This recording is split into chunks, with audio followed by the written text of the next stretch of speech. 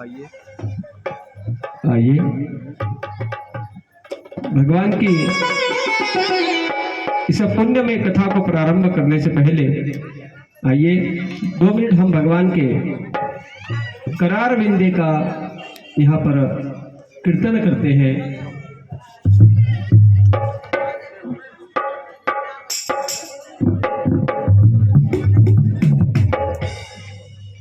भैया इसको कोरस में चलो।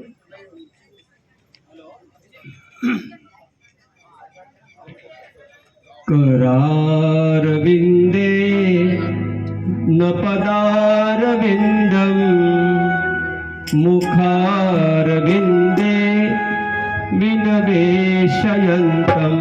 करार विंदे न पदार विंदम मुखार विंदे विनवेशयन्तम। भटस्य पत्रस्य न पुटेशयानम बालं मुकुन्दं मनसा स्मरामि। बालं मुकुन्दं मनसा स्मरामि। हे कृष्ण हे यादव हे सखेति गोविंद दामोदर माधवेति। हे कृष्ण हे यादव हे सखेति गोविंद दामोदर माधवेति। श्री कृष्ण गोविंद हरे मुरारे हे नाथ नारायण वासुदेव। जिह्वे पिबस्वामृतमेतदेव गोविंद दामोदर माधवेति।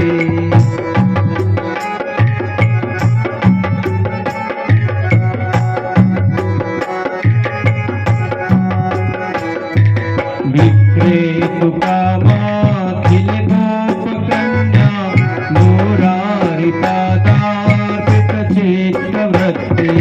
दत्ताधिकं मोहवशादवोचत् गोविंद दामोदर माधवेति। हे कृष्ण हे यादव हे सखेति गोविंद दामोदर माधवेति। गृहे गृहे गोपवधूकदम्बा सर्वे मिलित्वा समवाप्तयोगम्। पुण्यानि नामानि कथन्त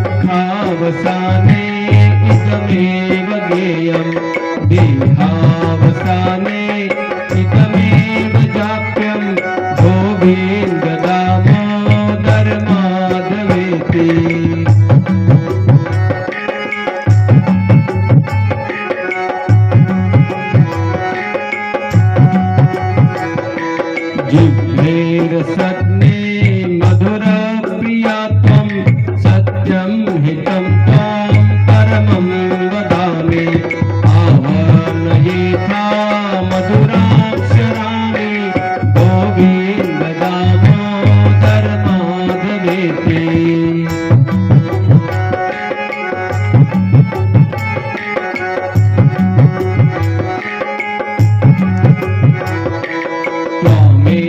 याचे मम देहि जीवे समागते दण्डधरे कृतान्ते वक्तव्यमेवं मधुरं सुभक्त्या गोविन्द दामोदर माधवेति हे कृष्ण हे यादव हे सखेति गोविन्द दामोदर माधवेति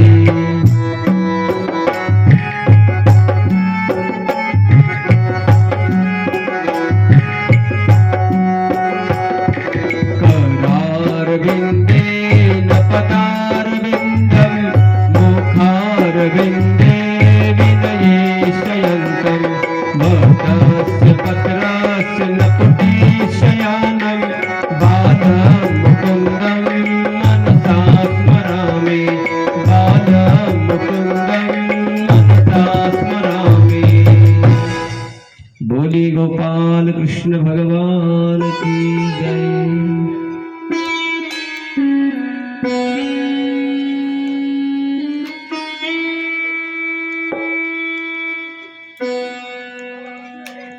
ओम श्री गणेशाय नमः। ओम श्री गुरुभ्यो नमः। ओम श्री सरस्वते नमः। वक्रतुंड महाकाय सूर्यकोटि समप्रभ निर्विघ्नं कुरु मे देव शुभकार्येषु सर्वदा।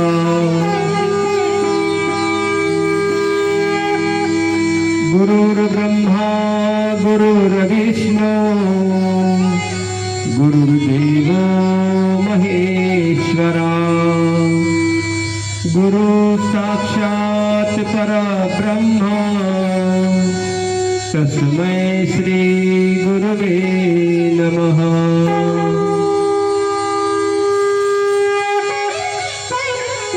शान्ताकारं भुजङ्गशयनं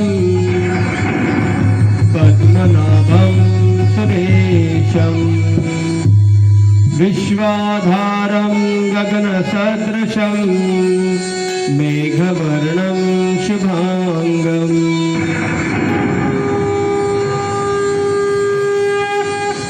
लक्ष्मीकान्तं कमलनयनं योगविध्यानगम्यं वन्दे विष्णो भवभयहरणं सर्वलोकैकनाथम्।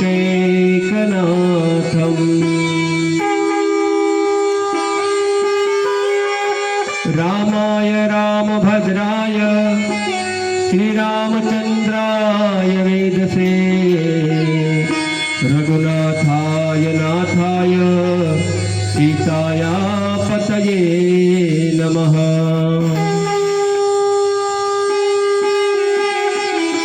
वसुदेवसुतं देवं कंसचाणूरमर्दनं देवकी परमानन्दं कृष्णं वन्दे जगद्गुरुम्।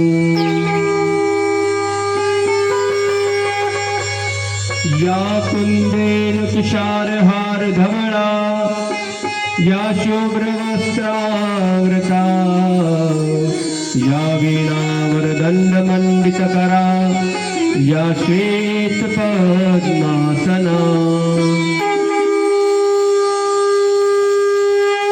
या ब्रह्माच्युतशङ्करप्रभृतिभिर्देवैः सदा वन्दिता सा मां पातु सरस्वती भगवती निशेष जापः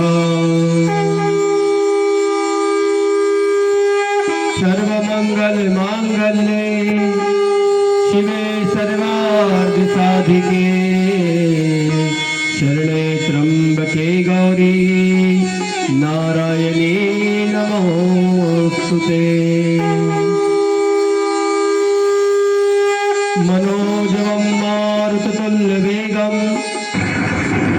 जितेन्द्रियं बुद्धिमतां वरिष्ठं वातात्मजं वानरयूथमुख्यं श्रीरामदूतं शरणं प्रपद्ये।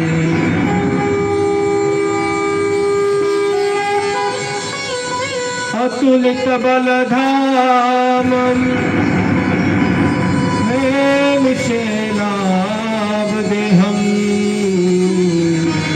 दनुजवकृशानं ज्ञानिनामाग्रगण्यं सकलगुणनिधानं वानराणामधीशं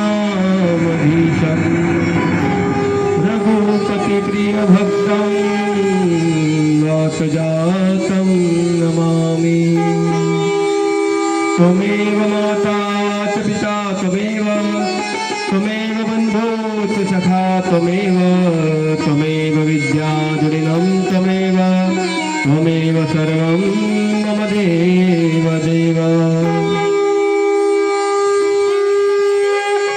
सर्वे भवन्तु सुखिनः सर्वे सन्तु निरामयाः सर्वे भद्राणि पश्यन्तु मा कश्चित् दुःखभाग् भवेत्।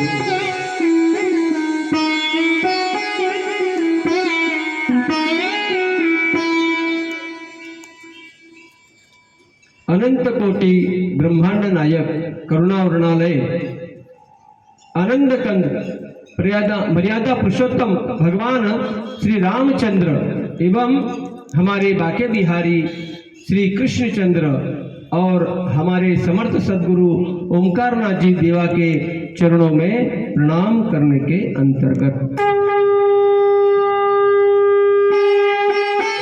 कल की कथा में हमने श्रवण किया कि कैसे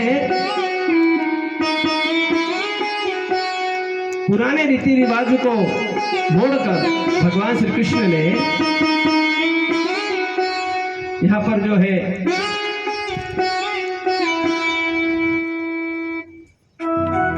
नया गिरिराज पूजन का नई रीति चलाई है। गिरिराज पूजन करके वहां पर नया भी अध्याय किया है। सभी को बताया है कि तुम्हें गिरिराज का पूजन करना चाहिए और यहाँ पर सभी गिरिराज का पूजन करते हैं।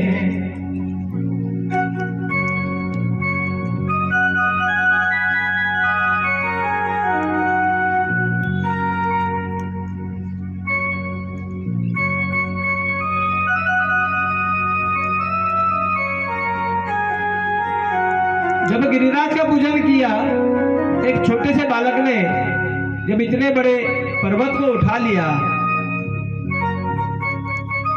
जब वर्षा बंद हुई सब लोग उस पर्वत के बाहर आए। बाहर आने के पश्चात भगवान श्री कृष्ण ने उस पर्वत को धीरे से नीचे जमीन पर रखा और सब जो है अपने आनंद मंगल के वातावरण में सब घर को जा रहे हैं। कितने दिन के बाद जा रहे हैं लोग?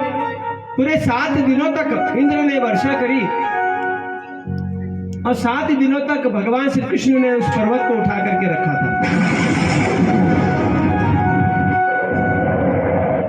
जब भगवान ने पर्वत को उठाया तो ग्वाल वालों ने कहा, कन्हैया तुम थक गए होंगे तो हम जरा लकुटी लगाते, तुम थोड़ा हाथ नीचे ले लो। हम लकुटी है ना लगा के रखे हैं, तुम हाथ को नीचे निकाल लो, थके होंगे तुम। भगवान श्री कृष्ण ने किंचित मात्र थोड़ा सा भगवान ने थोड़ा सा हाथ का सा नीचे लिया और जब पर्वत का बोझ बढ़ने लगा तब ग्वाल वालों ने कहा, अरे अरे कन्हैया कन्हैया, हाथ मत निकालना, हमारे बस की बात नहीं है, इसको तुम ही कैसे उठाते हो पता नहीं, हमारे तो बस की बात नहीं कन्हैया। और ये सब लोग अपने अपने घर को जाने लगे। तब नंद बाबा के बारे में सब वहां पर अलग अलग भ्रांतियां, अलग अलग विचारों से बातें करने लगे। कोई कहता है कि ये नंद बाबा का छोरा है ही नहीं, अरे ये तो कोई जादूगर लगता है, देखो इसने कितने ही दुष्टों को मार के समाप्त कर दिया, और आज तो इतना बड़ा कार्य किया है इसने, कितने बड़े पर्वत को उठा लिया। हाँ, ये कोई साधारण बालक की बात है क्या? कोई कहता है ये बालक कोई देवी देवता हो सकता है जो नंद बाबा के यहाँ पर आया है, ध्यान रखना बाबा। एक ने कहा, अरे ये नंद बाबा का लड़का इसलिए नहीं है क्योंकि देखो नंद बाबा गोरे और माँ यशोदा गोरी, और ये कन्हैया जो है ना ये सांवला है। इस प्रकार जब बातें चलने लगी, ये कन्हैया ने सुनी। कन्हैया ने यहाँ पर माता पिता का संदेह दूर करने के लिए माँ से प्रश्न किया। नंद बाबा घर आए, और घर आने के बाद कृष्ण कन्हैया यशोदा माँ से पूछते हैं, मैया तुम मुझे सच बताओ मैं किसका पुत्र हूँ? तो यशोदा ने कहा, तुम मेरे ही पुत्र हो कन्हैया, क्यों ऐसा क्यों पूछ रहे हो? कन्हैया ने कहा, वो देखो ना माँ, वो लोग कैसे कैसे बात कर रहे हैं। नंद बाबा आए, नंद बाबा कन्हैया से पूछते, कन्हैया तुम तो हमारी संतान हो, फिर ये लोग ऐसे कैसे बोल रहे हैं? हा? ये ऐसे कैसे बात कर रहे हैं हमारे बारे में? तब यशोदा माँ कृष्ण भगवान को मनाने के लिए कहती है, अरे कन्हैया वो क्या है ना कि तुम बहुत दिनों के बाद हमारे यहाँ पर अवतार लेके आए हो, जन्म लेकर के आए हो, इसलिए इनके पेट दुख रहे हैं,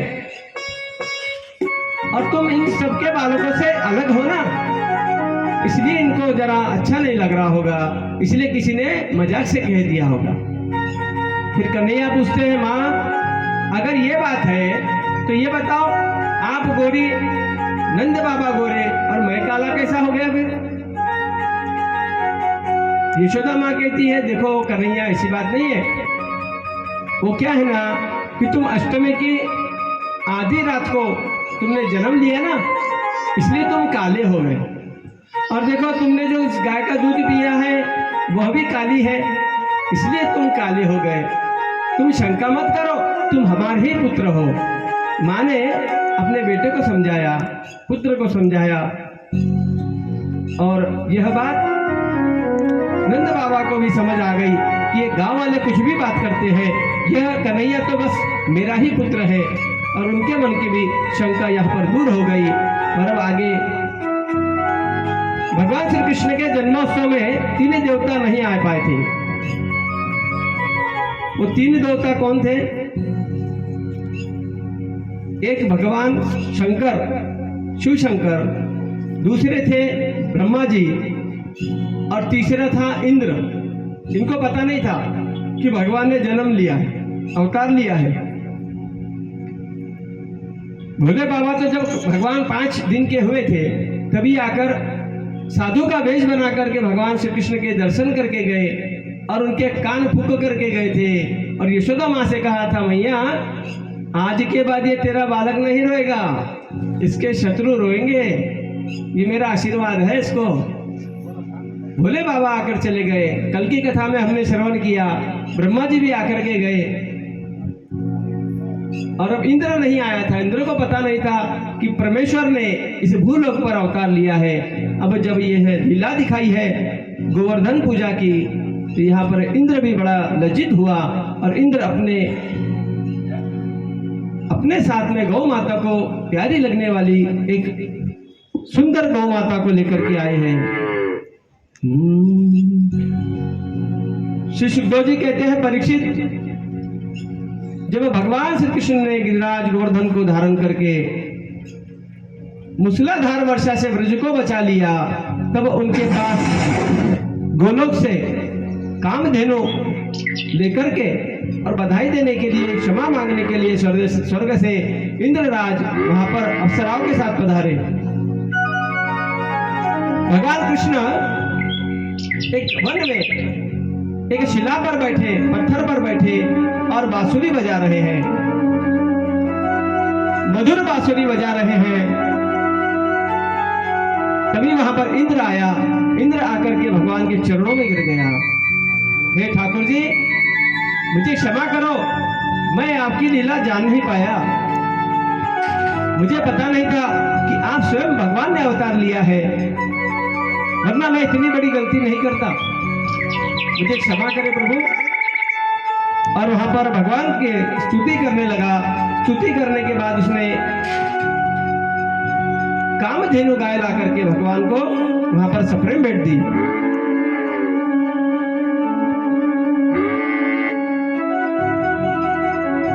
गोवर्धने धृते शैल आसाराद रक्षिते ब्रजे गोलोकादावृततः कृष्णं सुरभिः शक्र एव च। कामधेनु नामक एक सुंदर गौ माता को ला करके वह देता है और प्रार्थना करता है, नमस्तुभ्यं भगवते पुरुषाय महात्मने वसुदेवाय कृष्णाय सांत्वतां पतये नमः। परमेश्वर अब कृपा करके मुझे मूर्ख अपराधी का अपराध क्षमा करे, ऐसी प्रार्थना करने लगा।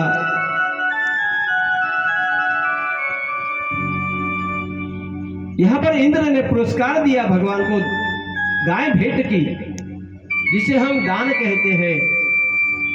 जग में दो दान सर्वश्रेष्ठ बताए गए हैं, एक गौदान और एक कन्यादान। अब कलयुग में समय के पलट फेर के कारण अब तीसरा दान और एक जुड़ गया है, वो है अपने शरीर के अवयवों का दान। अगर किसी को किडनी लग रही है और अगर हमारे पास 2 किडनी है, अच्छी है, तो हम उसको, जिसको किडनी लग रही है, उसको किडनी दान में देते हैं हमारी तरफ से, कि सामने वाले व्यक्ति का जीवन सुधरता होगा।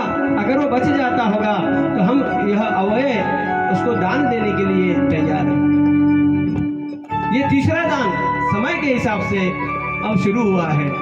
कुछ लोग मरने के बाद अपने शरीर को साइंस मेडिकल के लिए दे देते हैं, जहां पर छात्र लोग विद्या ग्रहण करते हैं कि एक व्यक्ति का कैसे इलाज करना चाहिए, हार्ट कहाँ पर है, किडनी कहाँ पर है, लीवर कहाँ पर है, ये सब देखने के लिए, श्रवण इंद्रिय कैसी है, आंखें कैसी, उसकी पुतली कैसी है, ये सब अभ्यास करने के लिए वहाँ पर मेडिकल कॉलेज में कुछ लोग अपने आप को देह दान कर देते हैं। गौदान किया। गौदान कैसे करना चाहिए? गौदान बड़े श्रेष्ठ दान है। बाजार में से एक सुंदर गौ लेकर के आए, हृष्ट पृष्ठ लेकर के आए, उसको पहले अच्छे से सजाए, उसके गले में घंटी बांधे, उसको ओढ़ना ओढ़ाए, पैरों में बांजब बांधे, घुंघरू बांधना चाहिए, सुंदर उसका श्रृंगार करके ब्राह्मणों को बुलाए, संकल्प करे और फिर गौ माता का दान करना चाहिए। दिव्य दक्षिणा, गौ माता को खाने के लिए एक टोकरा, घास खाने के लिए, जिस ब्राह्मण को आप दे रहे हैं उसको दूध निकालने के लिए बकेट, एक लोटा, एक गिलास और एक चरू देना चाहिए, ये बर्तन देना चाहिए और कुछ वस्त्र देना चाहिए उस ब्राह्मण को जिसको आप गौ दान दे रहे हो। मगर आजकल कैसा है बताए ना, मरी वाली गाय ब्राह्मण को दान। ब्राह्मण को कहते हैं, ब्राह्मण देवता आप कल आइए, हम गौदान करना चाहते हैं। जब ब्राह्मण जाकर के देखता है तो गाय मरने पड़ी है, मरणासन्न हो गई है, मरने वाली है कुछ समय के बाद, और वो कहता है अब ये गाय दो, गौदान करना है मुझे, मैंने संकल्प लिया था जीवन में कभी तो भी गौदान करूंगा और अब ये दान करना चाहता हूँ। अरे भैया, ऐसे दान फलित नहीं होते हैं। दान करना है तो मन से करो, नहीं तो मत करो। भगवान थोड़ी बोलते दान दोगे तो ही आपको सदगति प्रदान करूंगा। कन्यादान, कन्यादान सर्वश्रेष्ठ दान। जो पिता अपने कन्या को बचपन से लेकर पाल पोस करके बड़ा करता है, बड़े लाड़ प्यार में, उसको एक थप्पड़ भी नहीं मारता। वह जब 18-20 साल की हो जाती है, उसको बड़ा प्रेम देता है और जब उसके लिए वर देखते हैं, वर देखने के बाद विवाह निश्चित होता है और विवाह करके अपनी पुत्री को विदा कर देता है, अपने कलेजे के टुकड़े को विदा कर देता है। वो सर्वश्रेष्ठ दान है कन्यादान। और वो जो कन्या है ना, एक कुल का नाम रोशन नहीं करती, 2-2 कुल को संभालती है। वो अपने माता के कुल को संभालती है, अपने पिता के कुल का उद्धार करती है, अपने ससुराल में पति के कुल का उद्धार करती है। वह स्त्री बहुत धन्य है। प्रणाम है ऐसी स्त्रियों को, सभी को, जिन्हें जो स्त्रियों के जन्म में आकर के 2 कुलों का उद्धार करती है। और वो धन्य है वो कन्या जो पिता के विवाह करने के बाद ही पति के घर जाती है। वरना भैया आज तो समय बहुत खराब हो गया है।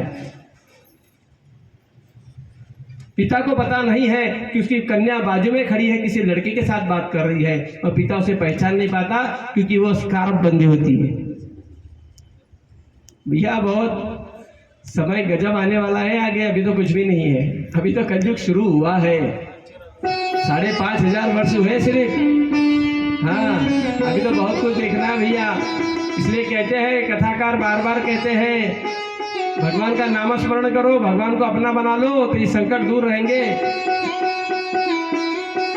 जैसे बारिश आती है तो हम छतरी लेते हैं, छतरी लेने के बाद क्या होता है, हम पूरे तो नहीं भीगते ना, कम से कम हमारे पैर भीगेंगे या हमारे थोड़ा बहुत छाटे हमारे ऊपर आएंगे। पूरे भीगते हैं क्या? कुछ ना कुछ तो हमारी मदद होती है ना छतरी के कारण। उस प्रकार अगर हम भगवान नाम लेते हैं, भगवान नाम का सहारा लेते हैं, तो हमें कुछ ना कुछ तो भगवान की मदद होती ही है और हमारा ये भगवान रक्षा करते हैं।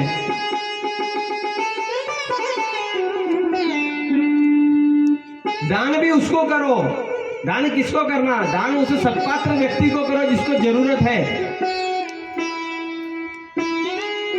उस व्यक्ति को मत दो जिसे आप दान दोगे और वह ले जाकर बाजार में उसको बेच देगा। या फिर कोई ऐसा व्यक्ति जिसको दान की जरूरत ही नहीं है, आप उसको दान दे रहे हो तो वो फलित नहीं होता। दान उसको दो जिसको खाने को नहीं मिल रहा।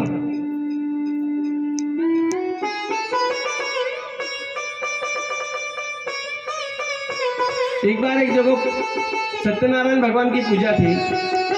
एक यजमान गया दुकानदार के पास, बोले साहब हमको ये पूजा के सामान की लिस्ट है, इसके हिसाब से सामान दे दो। दुकानदार ने पूछा भैया कैसा दो? बढ़िया दो ना सब। अरे यार पूजा का सामान है, दे दो तुम्हारे हिसाब से। अब दुकानदार को पता था कि पूजा का सामान किस प्रकार देना चाहिए, उसने सब सामान उठा के दे दिया। यजमान लेकर के गए घर, पूजा मांडी, सत्यनारायण भगवान का पूजन किया। पूजन करने के बाद ब्राह्मण देवता को अगले दिन वह पूजा उत्तर पूजा हुई। ब्राह्मण देवता वो पूजा ले जाकर के घर में ले गए, पत्नी को दिया। पत्नी कहती है अहो ये काय आणलं तुम्ही? हे गहूमध्ये किडे लागलेले आहे, तांदूळ खराब झाले सगळे ते, आणि ते सुपारी बघा खाण्यासारखी आहे का ती? एक काम करा, हे जिथून आले तिथे देऊन टाका। अब यजमान को तो वापिस दे नहीं सकता, पूजा का सामान है। इसने ले जाकर के उसी दुकानदार के पास गया जहाँ से सामान आया था। बोले भैया ये सामान लोगे क्या? उसने कहा लूंगा मगर आधे दाम में। भाई व्यवसाय है और व्यवसाय में सब चलता है, उसको दोष नहीं है दुकानदार को। दोष कहाँ पर है आप ढूंढिए, मैं तो बताऊंगा ही। दुकानदार ने कहा भैया इसका आधा कीमत आएगा। उस ब्राह्मण देवता ने कहा चलो भाई आधे तो आधे, ला भाई कितने देगा सो दे दे। तब मुझे कुछ लोगों ने कहा कि पंडित जी महाराज जी, कुछ लोग जो है पूजा का सामान विक्रय करते हैं, वापस ले जाकर दुकान पर बेचते हैं। तो मैंने कहा आप उनको खाने लायक दे दो ना। आप उनको खाने लायक दोगे तो घर पर ले जाके खाएंगे ना, वो बाजार में बेचने के लिए पागल थोड़ी है। उनका तो कर्म है, ब्राह्मण कर्म निभाना उनका फर्ज है। उसके बाद भी अगर वो बाजार में देते होंगे तो वो दोषी, आपकी दोषी बनते हो। आप जब दे रहे हो तो अच्छा दो, आप जैसा खाते हो वैसा दो, आप जैसे कपड़े पहनते हो वैसे कपड़े दान में दोगे तो आपको फल मिलेगा। नहीं तो पता चला अरे बहुरानी हमारे पिताजी का श्राद्ध आ रहा है, वो अलमारी में जो कपड़े पड़े हैं वो निकाल के दे दो, वो कपड़े को सब तेल लगे वाला, वो कपड़े आए वाले ब्राह्मण को पिताजी के नाम से भोजन करा के कपड़े दे रहे हैं। आपके पिताजी खुश होंगे क्या ऊपर?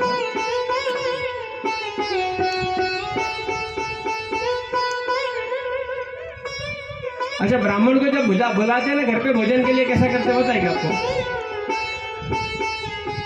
सेठ जी बैठे होते गादी पर या सोफे पर, पंडित जी आए भोजन करने के लिए या पूजा करने के लिए, अरे आइए आइए पंडित जी, आप बैठे बैठे, तो आसन रखे लाओ क्या आपने, वहां से निकालो आसन, हाँ बिछाओ, यहाँ बैठो यहाँ बैठो। पंडित जी बेचारे आए, आसन लिया, बैठ गए।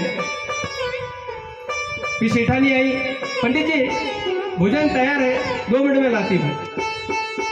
बेचारे पंडित जी बैठे, जो भोजन की थाली सुबह निकाली थी भोग के लिए, वो थाली ला करके उनके सामने रख दी। ये लो पंडित जी भोग लगाओ। पंडित जी ने हाथ लगाया रोटी को, पूरी ठंडी हो गई। खीर को चम्मच घुमा के देखा, अरे ये भी ठंडी हो गई। चलो इसने बोला चलो भाई प्रभु की इच्छा, बाद में गरम ले लेंगे। और इसने जैसे जैसे खत्म किया, भोजन प्राप्त किया और हाथ जो धो करके जब उठा, तब जजमान जी कहते हैं पंडित जी एक काम करना, अभी छुट्टे नहीं है, दक्षिणा कल भेज देंगे आपको। शास्त्र क्या कहता है, जब तक कोई अगर मेहनत करने वाला व्यक्ति है तो उसका पसीना सूखने के पहले उसकी मजूरी दे देनी चाहिए। अगर ब्राह्मण ने भोजन कर लिया है तो जब तक उसके हाथ गीले हैं तब तक उसके हाथ में उसकी दक्षिणा रख देनी चाहिए, तभी आपको उसका पुण्य मिलता है, फल मिलता है। जितना देर करोगे उतना फिर उसकी संख्या बढ़ जाती है, और संख्या बढ़ने के बाद आपको उसका पुण्य नहीं मिलता। तो दान ऐसा करो कि दान देने के बाद इस हाथ को भी पता नहीं चलना चाहिए। कहीं पर भंडारा हो रहा है, एक सेठ जी ने क्या कहा, लो इधर आओ भैया, तुम्हारा भंडारा है क्या? हाँ, एक काम करो, एक शक्कर का थैला है, एक गेहूं का थैला, एक चावल का थैला मेरी तरफ से लेके जाओ। अब बैठ गया दुकान पे, जो भी रास्ते से जा रहा है पहचान का, ओ भैया इधर आओ, वो फलाने मंदिर में है ना, 1 बजे भंडारा है कल, आ जाना भोजन के लिए। हाँ, मैंने वहाँ पे चावल गेहूं और सब दिया है, आ जाना। ऐसे इसने कम से कम 200 लोगों को बोल दिया। तो अब आप बताओ इसने क्या दिया? एक गेहूं का थैला, एक चावल का थैला और एक शक्कर का थैला। इतने में इसने 200 लोगों को तो बोल दिया। भाई आप दान दे रहे हो, अच्छी बात है, बहुत अच्छी बात है। दान दाताओं की बहुत कमी है। जो दान दे, मैं तो कहता हूं हर व्यक्ति ने अपने जीवन में दान करना ही चाहिए, मगर दान का कभी प्रचार नहीं करना चाहिए। प्रचार करने के बाद आपके दान दिए हुए का पुण्य आपको नहीं मिलता। जब दान देते होते इस हाथ को पता नहीं चलना चाहिए इस हाथ ने कितने पैसे दान दिए। वही सर्वश्रेष्ठ दान है, गुप्त दान। तो यहां पर इंद्रदेव आकर के भगवान से प्रार्थना करते हैं और भगवान श्री कृष्ण ने उनको क्षमा किया और इंद्रदेव पुनश्च अपने स्थान पर चले गए। अब आगे कथा बताते, एक दिन नंद बाबा ने एकादशी का व्रत किया, उपवास किया उन्होंने, और रात में द्वादशी लगने पर स्नान करने के लिए यमुना जल में प्रवेश किया। एकादश्याम निराहार समभज्य जनार्दनम स्नातु नंदस्तु कालिंद्याम द्वादशाम जलमाविशत। रात्रि में जल में प्रवेश किया, इसलिए नंद बाबा को यह मालूम नहीं था कि यह असुरों की वेला है, और वे रात में जब यमुना में चले गए तो वहां पर वरुण के सेवक आए और एक असुर ने उन्हें पकड़ लिया और अपने स्वामी के पास लेकर के चला गया। नंद बाबा के हो जाने से ब्रज में सारे और गोप श्री कृष्ण पिता को ढूंढने लगे, बलराम जी ढूंढने लगे और कृष्ण को कहते हैं, कृष्ण अब तुम पर ही भरोसा है, तुम ही नंदी बाबा को लेकर के आ सकते हो। जब भगवान को पता चला कि मेरे पिता को और कोई नहीं, वरुण का कोई सेवक लेकर के गया है, भगवान तुरंत पाताल लोक में गए। तब लोकपाल वरुण ने देखा कि जगत के भगवान स्वयं मेरे पास आए हैं। तो वरुण जी ने हाथ जोड़ करके प्रणाम किया, आज मेरा शरीर धारण करना सफल हुआ प्रभु, आज मुझे संपूर्ण पुरुषार्थ का प्राप्त हो गया, क्योंकि आज मुझे आपके चरणों की सेवा का शुभ अवसर प्राप्त हुआ है। भगवान जिन्हें भी आपके चरण कमलों की सेवा का शुभ अवसर मिलता है वह भव सागर से पार हो जाता है।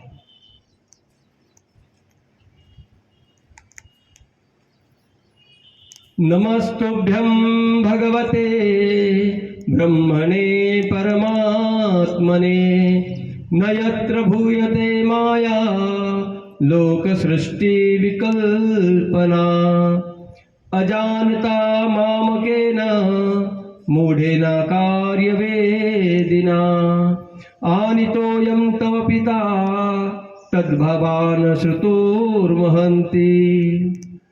और वहां पर कहता है, प्रभु मेरा यह सेवक बड़ा मूढ़ है, अनजान है, यह आपके कर्तव्य को नहीं जानता, आपके पिता को वह यहाँ पर लेकर के आया है।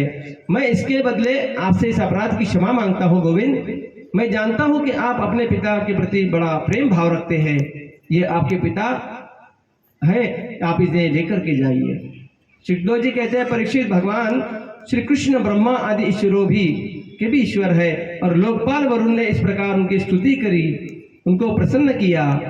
इसके बाद भगवान अपने पिता नंद जी को लेकर ब्रज में चले आए और ब्रज के सभी भाई बंधु वहां पर आनंदित हो गए।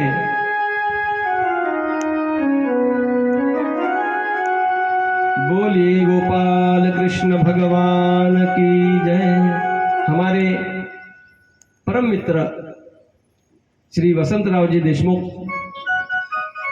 जो अनेक संस्थाओं में अध्यक्ष, उपाध्यक्ष का, प्रदेशाध्यक्ष का, अनेक प्रकार से पद का गौरव कर रहे हैं, तो यहाँ पर मैं उनको व्यासपीठ पर व्यास प्रसाद, भागवत प्रसाद प्राप्त करने के लिए आमंत्रण करता हूँ।